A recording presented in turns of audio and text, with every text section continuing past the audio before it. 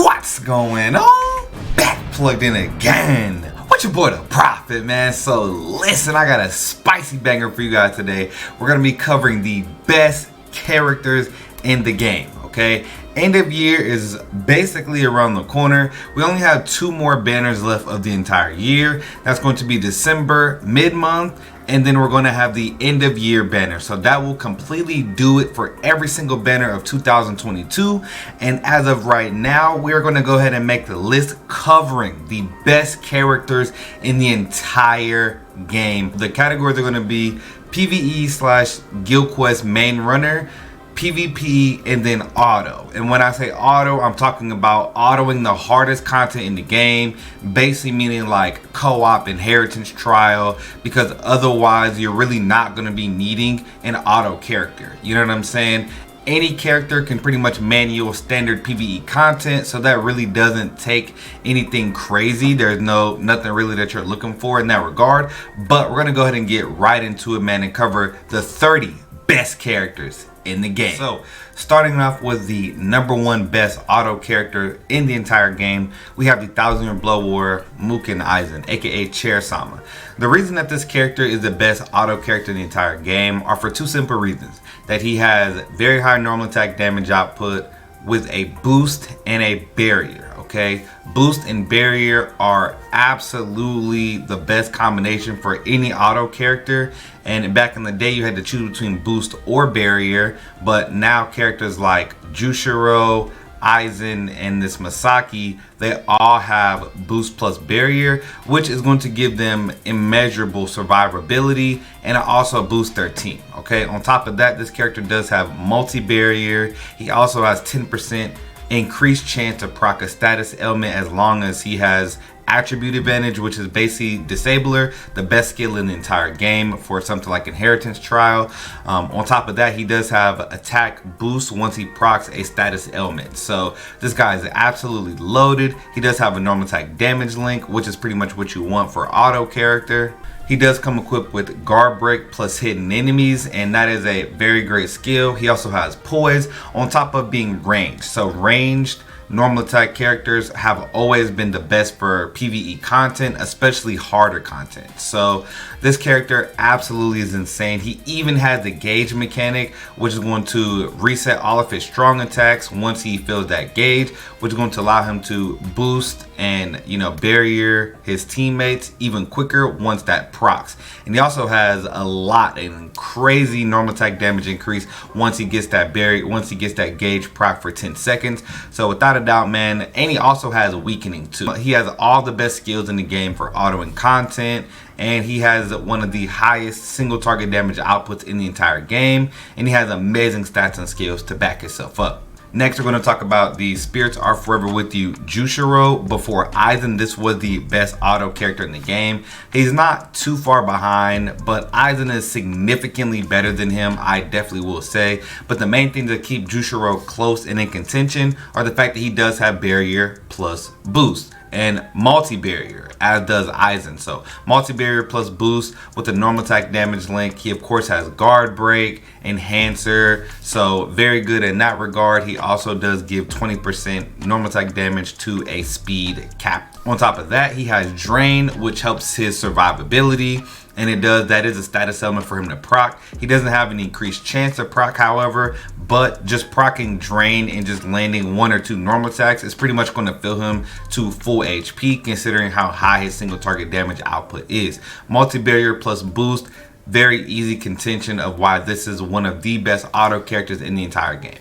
Now we're going to talk about the Segunda Etapa Ulquiorra. He does have a debuff mechanic with multi-barrier, okay? So he doesn't boost the team, he debuffs the enemies around him, and he does have multi-barrier. So if you guys are seeing a pattern, multi-barrier is pretty much one of the best things for autoing co-op in the entire game, all right? On top of that, he has a pretty good Berserker. He has a pretty good Bruiser at 40% with a normal attack damage link. He does have 30% killer, 50% killer in guild quests on top of 10% range damage in co-op and 30% range damage in guild quests. So very good. He does have poise as well as diminisher, which is going to give extra time to enemies that he does debuff. So very good. Once again, multi-barrier. He does have weakening too, so multi-barrier, status immunity or status elements, and then very high single target damage output. Once again, he is ranged as well, making him one of the best autoers in the entire game. All right, next we're going to take a look at the Lunar New Year's Rukia. All right, so she does have a boost with follow-up. She does have enhancer, of course. She also sports ailment reversal, which means when you're autoing, if you're hit by any status ailment that's not a pool just laying on the ground, you are going to inflict that ailment on the enemy and it's going to heal you, right? So it's going to give her crazy survivability. So basically you're never going to proc any status ailment on this character unless there are puddles on the ground. Now, of course, in Inheritance Trial, we do have puddles on the ground, which are the hazards, and they definitely are very annoying. So for that, you would maybe need to put like some resistance links on the character. But other than that, for just dealing with mobs, she's going to be very great. She does have an extra 10% range damage in guild quest, so that's basically just more magnifications for her. She does have a 60% bruiser with a 20% normal attack damage link, giving her a very high single target damage output, as well as having poise and follow-up. She doesn't have anything like a barrier, so of course having poise is very important for this character, but she is one of the best auto characters in the entire game. Next, we're going to talk about the 1000-Year Blood War Masaki. This was the best autoer in the entire game for a long time. We have a lot of updated stats and skills right now compared to someone like Rukia. She doesn't have like that ailment reversal, she doesn't have follow-up. She does have poise. She has a 60% bruiser just like Rukia with a 20% normal attack damage link. On top of that, she does have boost plus barrier. She was the first ever normal attack damage character that had a boost plus barrier. On top of that, she does have a very good kit. You could argue Masaki over Rukia. At the end of the day, I mean, they're both extremely close. I will say that Masaki does have the added benefit of giving her teammates barrier, but as I said, she doesn't have anything to stop her from being inflicted by status elements. So whenever her barrier isn't up, Rukia is going to massively supersede her as far as her survivability. Both of these characters are still in the top 5 auto characters in the game. Make sure you guys win. Let me know who you think is better between the two. All right, now we're going to take a look at the Cacao Society Okiura. The character does have an Espada killer. He does have drain on everything he does, guard break. He has an additional killer effect plus 30%, and he does have status element normal attack damage boost with drain. On top of having poise, he has a 20 bruiser with a 20% normal attack damage link, so he doesn't hit as hard as some of the units above, but he does have that status element. He also does have a debuff on his soul bomb, giving it some use for sure. On top of that, that will proc drain guaranteed for this character. So all in all, man, very great character. As I said, all these characters have flurry and guard break, so I guess we don't really need to say that for every single character. He cannot be weakened, and he does get 20% additional damage to enemies afflicted by drain. Drain is going to keep him alive, man. As soon as he procs that status element, he's going to increase his normal attack, and then he gets 80% more attack bonus on top of getting 20% more magnifications to enemies he does drain. So if you do have characters in your team that have drain, then that's going to massively buff this character's utility. And as I said, he doesn't have anything like a boost or barrier, but having drain, being ranged, and just everything that he does is going to outweigh a lot of the things that we have after him. Now we're going to talk about the Spirits Are Forever With You Beyond Bankai Soifon, who is without a doubt the best melee autoer in the entire game. Melee autoers lack the survivability innately just because they have to get right inside the enemies. You kill a wave of enemies and another group spawns right on top of you. You really have no protection if you are a melee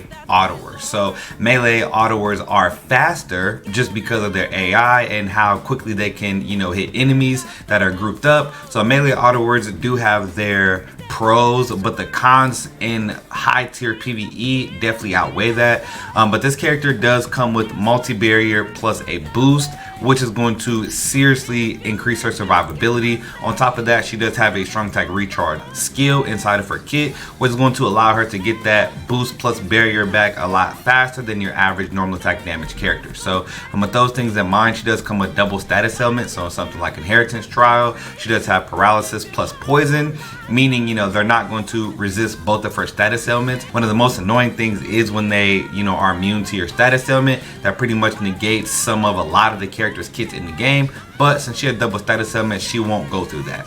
She does come with a 40 bruiser with a normal attack damage link, guard break of course. For her, she is resistant to fire, which is going to help her in her guild quest week.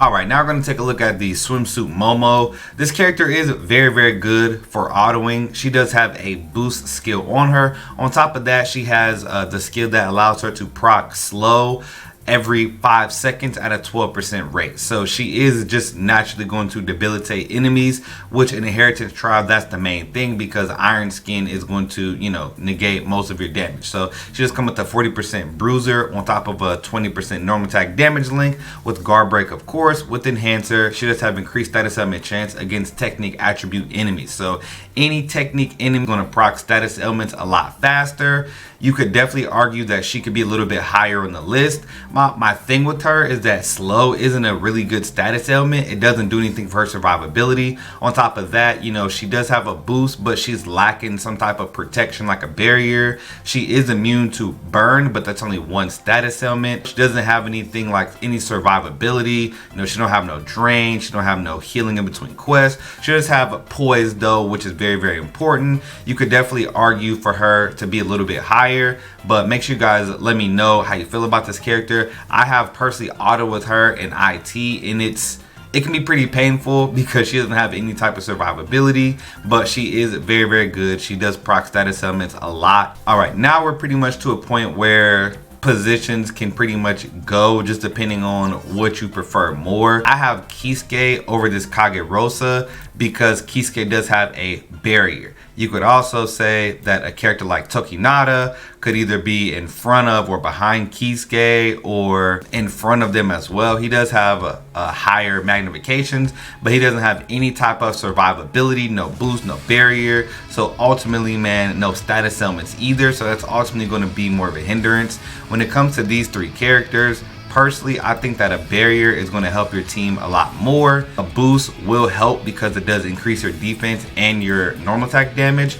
But when it comes to these three characters, the similarities pretty much come down to Kisuke and Tokinata have pretty much the same magnifications. They both are ranged with guard break, but it comes to Kisuke having a barrier and Tokinata having a boost, and then Kagerosa having last ditch. That's his only way of survivability. But when it comes to these three characters, they're all very similar. And I mean, you're really not going to be autoing, you know, co-op with Kagerosa. So in that regard, you may as well put Kisuke here because he at least does give you the potion link skill.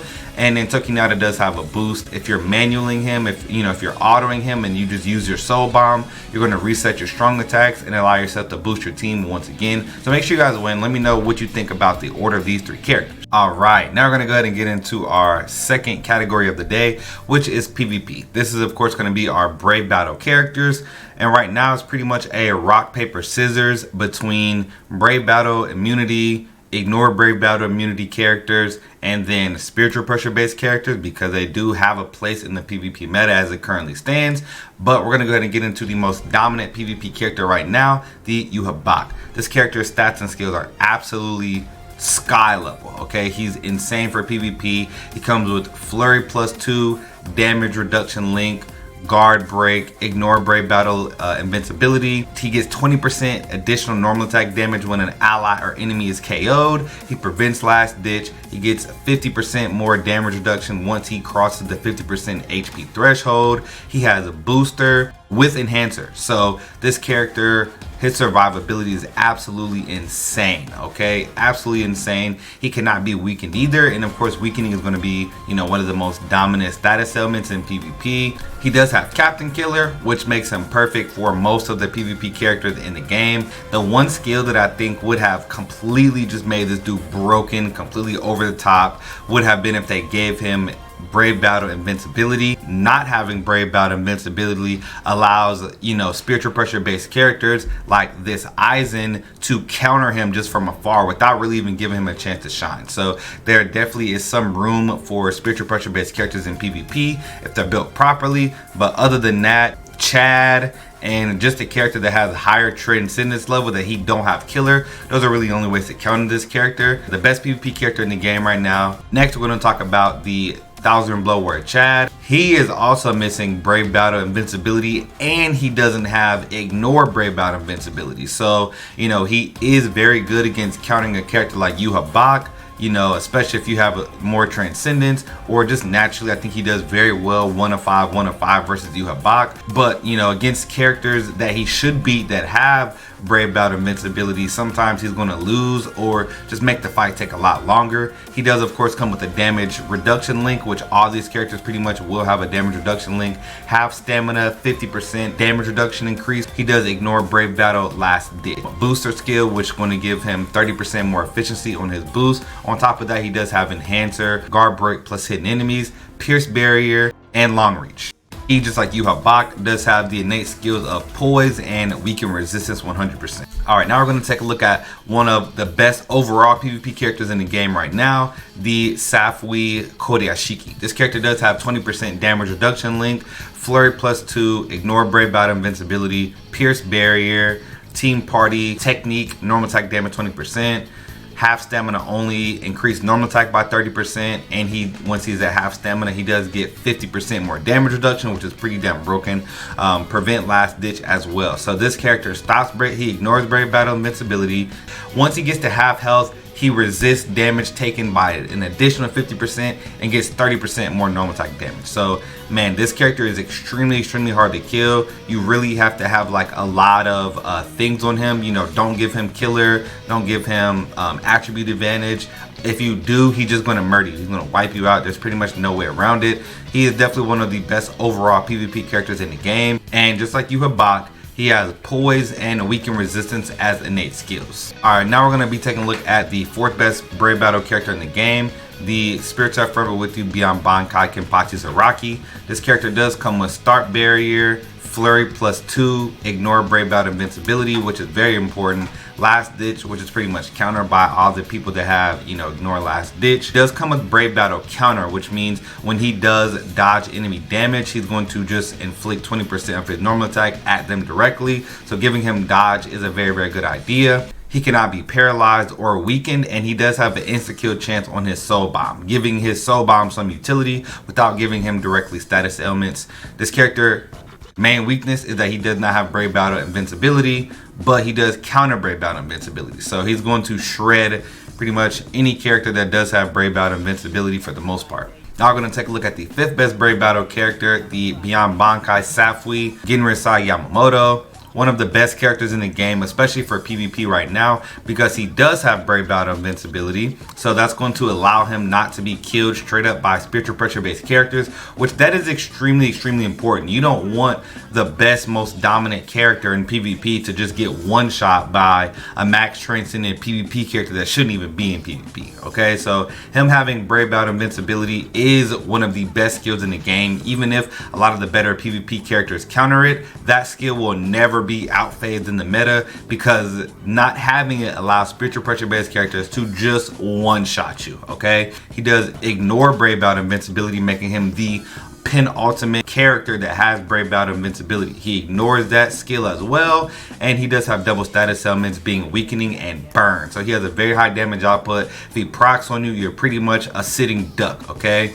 he does have Flurry +1 with a 20 bruiser, so he doesn't hit as hard as the characters that we just talked about before, but all in all, he is a very great character with double status elements. my boy Tsukishima. So this character does have a boost mechanic on top of having Brave Out Invincibility. On top of that, man, no one really is going to have his killer. So as long as you don't put this character against a technique character and you have more transcendence in him, he's pretty much going to solo. Okay, he's a very consistent character for PvP, and the Brave Out Invincibility thing really does help him. He's going to perfectly counter a character like Chad. He just wipes the floor with Chad.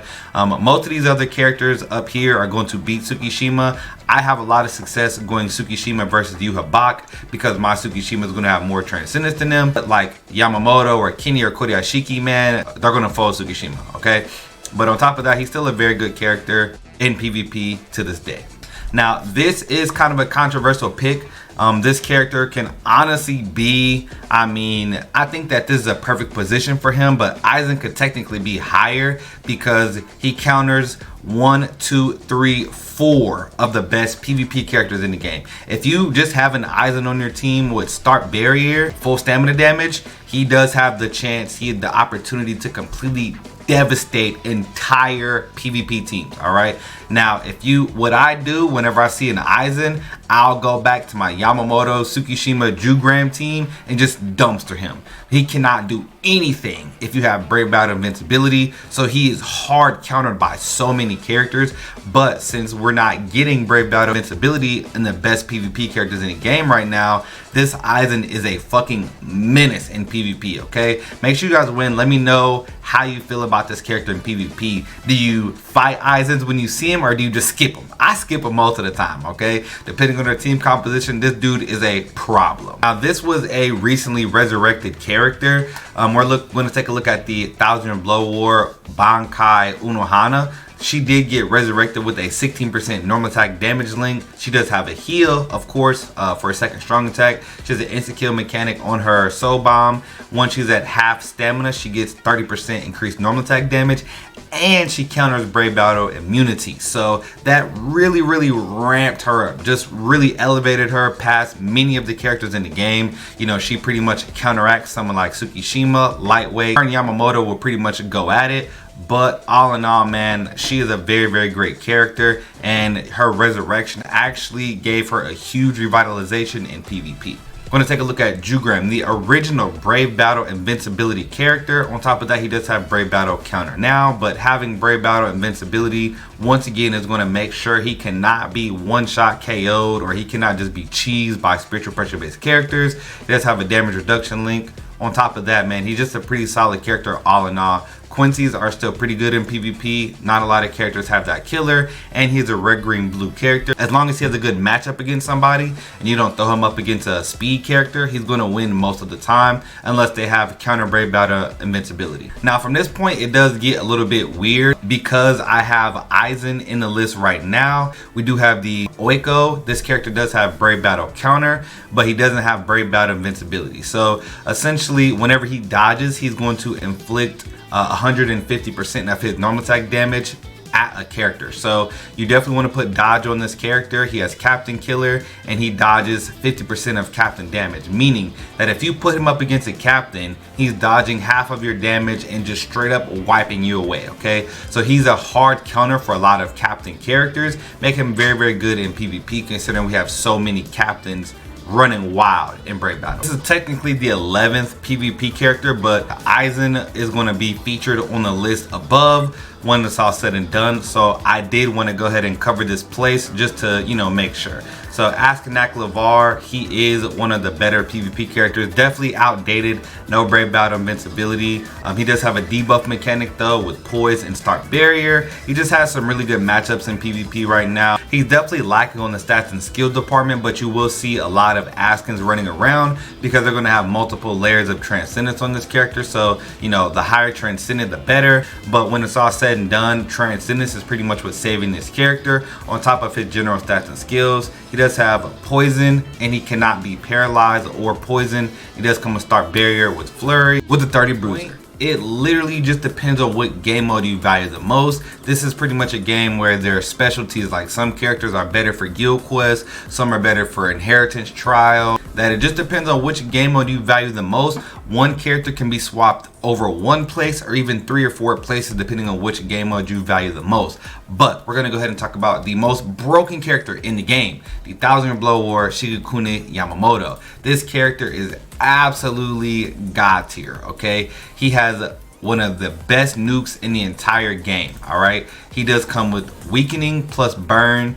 He has berserker 40%, bombardment, 40% damage to burning enemies, 40% damage to weakened enemies, marauder, shared complete status immunity, which means in quests like epic raids, guild quests, inheritance trial, whatever you want to name, as long as he is in a puddle or if he's afflicted by a status ailment, he stops his teammates from being afflicted by that same status ailment for up to 10 seconds. This can be proc non-stop, okay? So basically, you just stand in the puddles with this character and you're protecting your entire team from getting affected by the hazards on the ground and the main hazards that the enemies can afflict you with. On top of that, he comes with weakened defense, spiritual pressure boost 80% once he procs a status ailment with weakening and bombardment, okay? He literally has the most potent soul bomb in the entire game. The fact that he comes with weakened defense, you can give him another weakened defense as a T15 or T20 skill, which is going to essentially shred 70% of the enemy's resistance, making him the most overpowered nuker that the game has ever seen, okay? He does come with double killers, being Quincy and Hollow, meaning he's going to be good so many weeks of guild quests depending on how you want to use him in the transcendence level that you have on him. Not to mention he had the best kit imaginable, a 3k link beam first strong attack. His second strong attack is a distant AoE to homing vortex, so 960 AoE on top of that homing vortex after, and his third is a full screen as well, being 1200 radius because he does have habit. And one of the most important skills on his kit, Marauder, which gives him guard break and he passes melee resistance, meaning that you can use him on every single week of guild quest, okay? This character is absolutely broken. He's the best guild quest character in the entire game, and he is super strong at inheritance trial in every single game mode that you can imagine in the game. This Ichigo is broken. He's absolutely broken, okay? This character makes inheritance trial look like coin trial, okay? He has pierce iron skin 100%, he has frenzy +2, and he has 100% extra damage to enemies that are not afflicted by a status ailment, basically giving this guy frenzy +3 out of the box for free, okay? His damage output is absolutely insane. Also does come with the complete shared status immunity, meaning just like Yamamoto, he can block your teammates from getting proc by a status ailment, which actually does give him a lot of value in guild quests. He also does have Marauder, #1 character for inheritance trial. The bad thing about that is that he's not a potion plus character. He even comes equipped with a 1080 full screen second strong attack. So he was the first character ever in the game to have 2 full screen strong attacks, okay? So very broken character, 14% recharge, and he does come with long stride as well. He also does recover 20% stamina for the team in between quests. The most broken character for inheritance trial and one of the most broken characters in the history of this game. Now we're going to be taking a look at the second best character for a guild quest that we've ever seen, the reworked, reimagined 3rd anniversary Okiura. He does have the skill speed attribute Arankar damage to status afflicted enemies by 40%, Arankar resonant strong attack damage, meaning every Arankar he's going to get an additional 10% strong attack damage, starting off at a base 10%. So 40 berserker, which you may as well give him 50 berserker because of the Arankar resonant skill. He has bombardment, complete status immunity, debilitator, devastation, frenzy, havoc, and spiritual pressure status ailment boost plus 80%. On top of that, he does have weakening plus burn. This character is absolutely insane. Long stride plus double sprinter. On top of that, he does have sharpshooter with double killers, a spotted killer, and then hollow. One of the best characters in the game. He does come with a 3k link beam for his first strong attack, and he actually has a new double damaging second strong attack, which is a 750 to 630 homing vortex. Okay, so it does have the side range, a little bit of back range, but nowhere near as much as the 962 homing Link Vortex, which is the reason why I can just clearly say, like, Ichigo does surpass this character in standard PvE content, but this Okiura is way better than Ichigo in Guild Quest. This Okiura is going to allow you to have a sub 1 second runs, just like the Yamamoto can give you sub 1 second runs in Guild Quest. This Okiura is capable of the exact same feats in Guild Quest for the most part. One of the best characters that the game has ever seen, and a very good job on Caleb for his design and his rework. Now we're going to talk about the 7th anniversary Ichigo. The fact that he has bombardment with weakening. On top of that, he does have paralysis, right? But he does have sharpshooter as well. Hidden enemy chance, share complete status immunity. He allows your teammates to not be afflicted by any status ailment. That's one of the best skills in the entire game. If you're using this character for weeks of Guild Quest, you pretty much just sit inside the puddles, and you know your auto characters, your supports, they will never be afflicted by the hazard that's on the ground, making him one of the best characters for Guild Quest. On top of that, his spiritual pressure boosts 80% once he procs a status element, which of course procs every single time when he drops a soul bomb. That's what allows him to have one of the most powerful nukes in the entire game. Just like the Yamamoto, just like the Okiura before him, these characters are absolutely insane for so many weeks of Guild Quest. He does come a Soul Reaper killer and a Rancor killer. On top of that, he has sharpshooter and hidden enemy chance 100%. Is that he does have a chance to proc paralysis and weakening every 5 seconds, meaning you're just shredding Iron Skin for free, right? He does have 20% havoc, of course. Where I think this character stalls out as his first strong attack. You have to get pretty close to the enemies to proc it, but he does make up for that with having a double damaging second strong attack on top of having weakening. So absolutely amazing character, one of the best characters that Caleb has ever made. I really do wish that he had a better first strong attack, but considering his utility in Guild Quest and that he's going to freely just rip Iron Skin away when he procs just for being in the radius of enemies, he's definitely one of the best characters in the game. Now we have the 7th anniversary Uryu, who does have double killers as well, a Rancor with no affiliation, and he's a Quincy Inhuman character, but he does have the gauge mechanic. He was the first one to ever do that, which the gauge mechanic did just get a buff, making the efficiency of the gauge happen a lot more frequently. So that is a very, very big buff, and one of the only characters to ever receive a buff after he's already come out. He does come with guard break plus hidden enemies, havoc, and he does have increased status element chance against any power attribute enemy, making him one of the better IT characters that we've ever seen. He does have weakening plus drain on everything he does, and he does have a debuff mechanic on his soul bomb, meaning his soul bomb is going to hit really hard, but it's not going to be anywhere near the league of characters with spiritual pressure boost. He does come with frenzy +2, however, giving him a higher base damage output and not having to rely on proccing status elements, so that is a very good thing for him. 3k link beam first strong attack. His second strong attack is actually a full screen. It hits in 2 phases, so it is a lunge forward where he lunges and covers over 1,000 radius in the second part of it. So, but it is still a truly full screen second strong attack, and he does have weakening with everything. Drain is going to be really good for keeping his survivability and maintaining something like full stamina damage.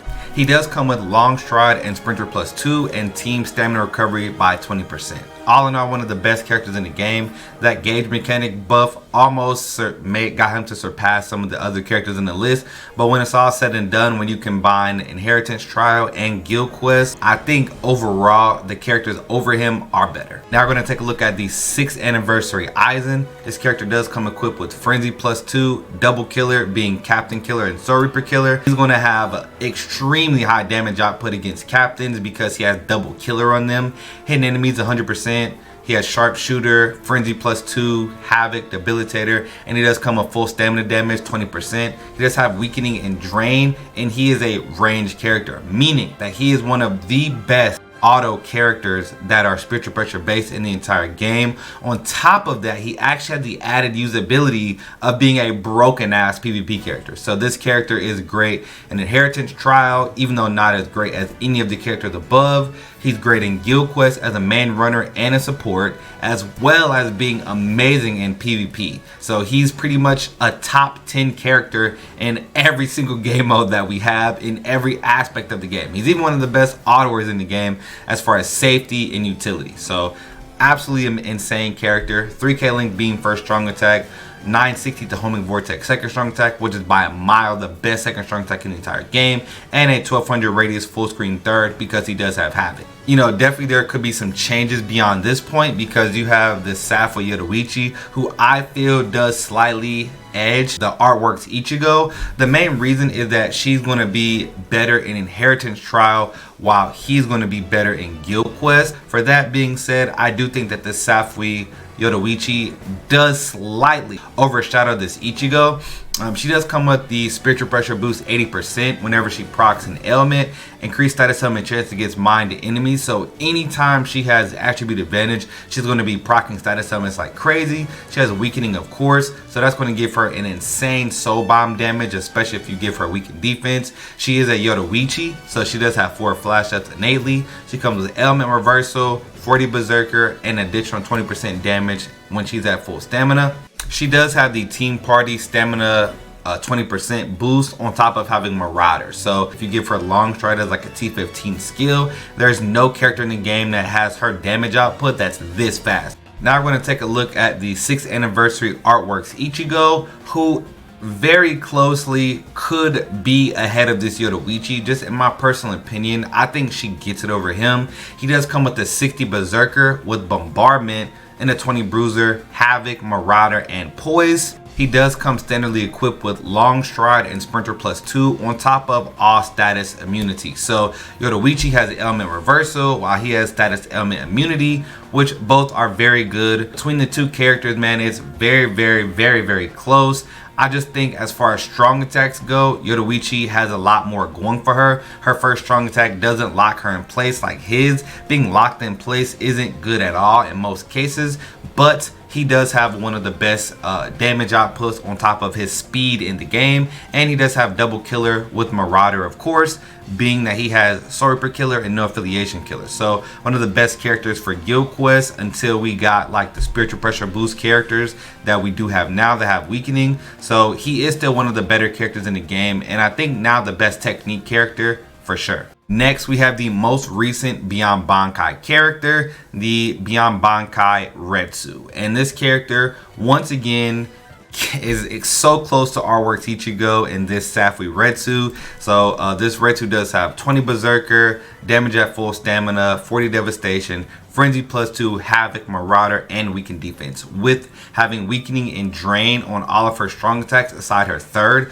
which is a charged strong attack. Okay, so she does have a double damaging third strong attack. It's just that you have to charge it for 3 seconds to get that double damage, and on top of that, you get double the heal when you charge that strong attack. So she has a lot of utility and healing for her teammates. On top of that, when she's at full stamina, she actually gets 6% more strong attack recharge, which that skill alone almost edged her out for artwork Ichigo. She does have a better first strong attack. It's just that her second strong attack is a 2-phase breath style range collision to melee collision. It's still a very good strong attack, but it does lack a little bit in the consistency with damaging, especially when you're talking about hitting multiple waves of enemies. With just her first strong attack alone and how quickly her strong attacks come back, and her having weakening with drain, she is literally one of the best characters for autoing that is spiritual pressure based, and she is so fast, so good overall.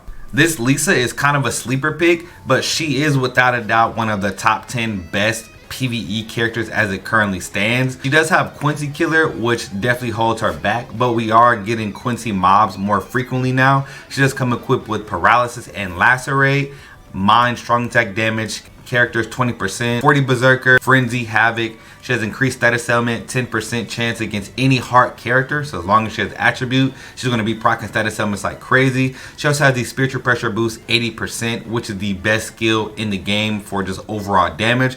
Gives a huge increase to your soul bomb and to all of your strong attacks. So that skill alone, on top of that, she has increased damage to lacerated and paralyzed enemies. On top of that, she does have 40% damage to lacerated enemies, plus guard break. Okay, so where I think she kind of pales in comparison to some of the other characters is her second strong attack. She has the worst second strong attack on this entire list. Her first strong attack isn't the best, but it's not the worst. It's a 1200 by 1200 shotgun blast beam. It doesn't have the effective range as a 3K link beam. Actually has about a third of the effective range, but it does have a wider spread. So pretty much shotgun blast, strong attack means that she's going to be proccing status summons like crazy. By far the second best mind character in the game. I really do hope you guys enjoyed the list. As I explained before, some characters could definitely be moved around depending on what game mode you value the most. Especially, you know, you could have something like this Retsu, like, or this Yoruichi down like 2 places. Some people think that,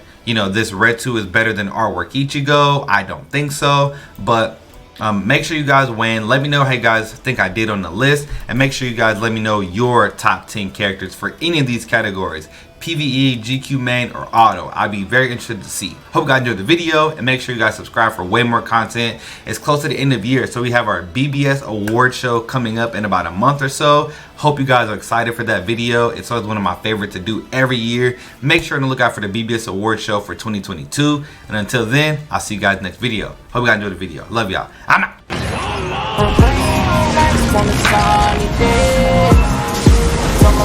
I'll make a wish.